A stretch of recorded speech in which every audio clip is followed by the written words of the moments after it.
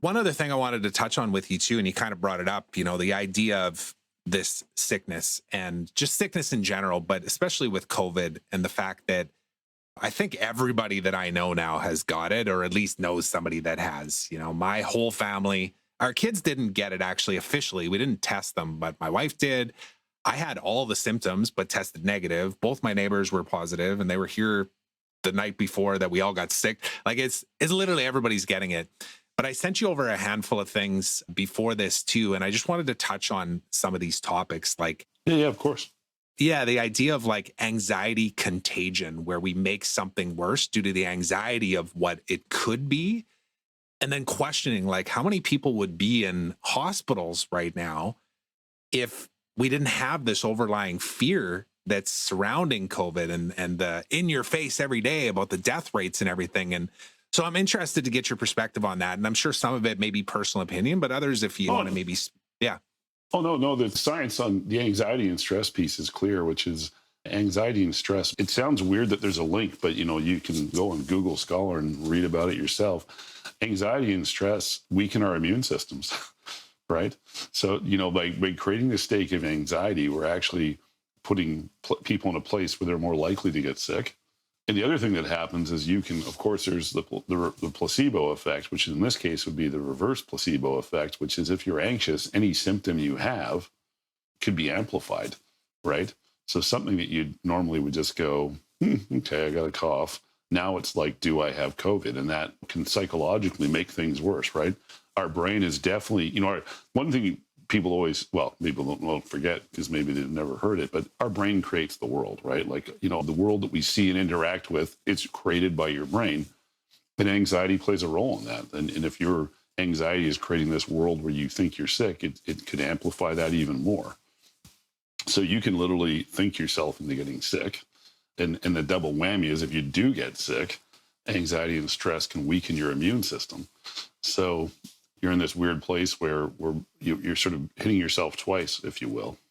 Yeah, it's such an interesting and complicated subject too, because I know, like, for example, I have a cousin who's an EMT and he's surrounded by death all the time, right? He's constantly bringing people, seniors in many cases, from nursing homes into hospitals and ICUs and whatnots. And that whole fear around the sickness and dying and death is obviously something that a lot of times is really like people don't like to talk about it. And then therefore that creates anxiety.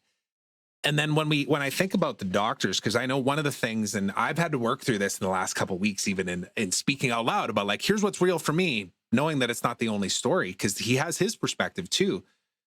But as the trucker rally, for example, has been going on and people are either behind it or indifferent or against it, in some cases, like in my cousin's case, he's been vocal about the fact that, like, I don't agree with this. And part of his grounding is that we need to continue to support these healthcare workers because they're still in the trenches doing all this stuff. And I agree with him, but I think it's both though. And then that's where it gets a little complicated. And then the one other thing I'll say, and I'll let you respond, is I think about these doctors too. Like our doctor, for example, our general practitioner, he's stressed right now. He doesn't say it out loud, but you can tell, like, he's like, yeah, my staff can take time off. And in fact, now get 5 days paid leave as per government mandates, but I can't take any time off. And we brought him a care package the other day with some wine and a Starbucks gift card. And we were just like, appreciate you. That was it. Just trying to give him a little glimmer of like appreciation. And yeah, I don't even know where I'm going with that, aside from to say that, like, it's such a complicated conversation that I think a lot of times people are led by the fear or influenced by the fear. And then therefore anger takes over or wanting to be right. And as opposed to the compassion side of things of seeing that, like, of course we want all of our doctors and healthcare workers to be supported throughout all of this. And we want our freedom of rights back.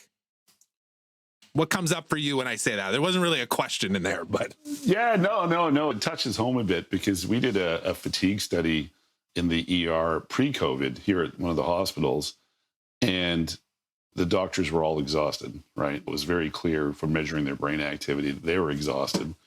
So if they were exhausted and stressed before the pandemic, think of what they're like, because they're just people, they have a job and they suffer all the things we do. So and the thing that's scary about it too is, exhaustion and stress and anxiety decreases your ability to make good decisions. So again, if you wanted an interesting research project, I'd be fascinated to look at the number of medical errors that have been made during COVID versus before COVID. Because we're putting our doctors in a place where they're worn out, they're tired, they're constantly stressed. Their exposure, it's kind of like every time you walk into a hospital, your chances of getting sick is much greater now than it used to be.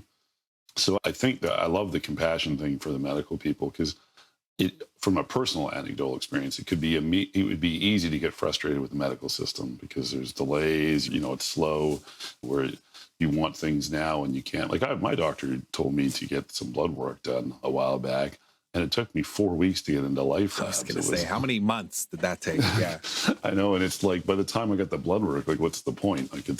So it's easy to get frustrated. But I think the other side of it is the stress and fatigue that these people are feeling is probably greater than our own.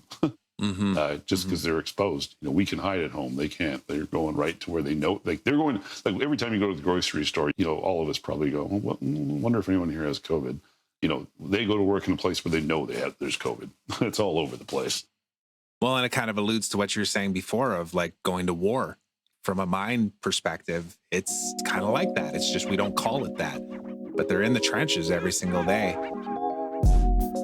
Thanks so much for watching. If you enjoyed that clip and you want to watch the full unedited episode, go ahead and click over here. And while you're at it, don't forget to subscribe. It really does mean a lot to me. Thanks so much.